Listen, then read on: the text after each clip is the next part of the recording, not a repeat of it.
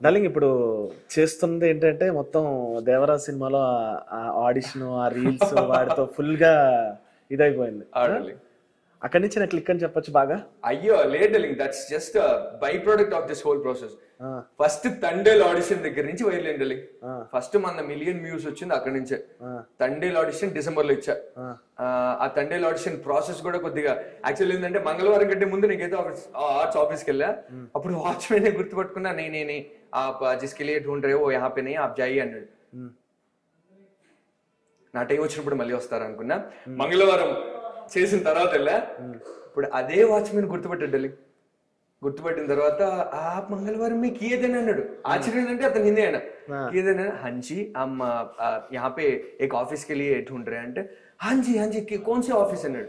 Thandel movie office. वो यहाँ पे नहीं है, आप एक काम कीजिए, आप वेट कीजिए, मैं एक आदमी को बुला रहा हूँ అన్నాడు. లోపలికి వెళ్ళేసి ఒక మేనేజర్ ఎవరినో పిలిచారు, గనా అని. గనా కాదు, ఏదో పేరు గుర్తులేదు.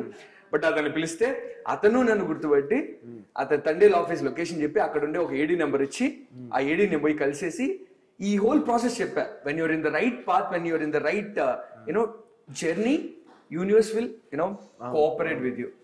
సో అతను చెప్పడం, నేను పోయి ఈయటం. అక్కడ ఛాన్స్ రాలేదు నాకు. వచ్చిందా రాలేదనేది మ్యాటర్ కాదు. నేను అటెంప్ట్ చేయగలిగా, ఆ పిల్లాడి కనపడగలిగా, నా ఆడిషన్ ని చందు మొండేటి సార్ దగ్గరికి తీసుకెళ్ళగలిగా. సో అది పెట్టా, ఆ హోల్ జర్నీ పెట్టా. అప్పుడు సందీప్ కృష్ణన్న అండ్ తదితరులు సినీ ప్రముఖులు నాకు కామెంట్స్ చేశారు. అది వైరల్ అయింది. అక్కడి నుంచి ఏమైంది, నేను రైతుగా వ్యవసాయంగా వీడియోస్ చేస్తూ ఉంటాను కదా, అది సినిమా రెండు కోఆర్డినేటివ్ గా అక్యూములేటివ్ గా ఈ జర్నీ అనేది కొద్దిగా ఒక డిఫరెంట్ ప్రొజెక్షన్ అనేది నాకు ఏర్పరిచింది అనమాట.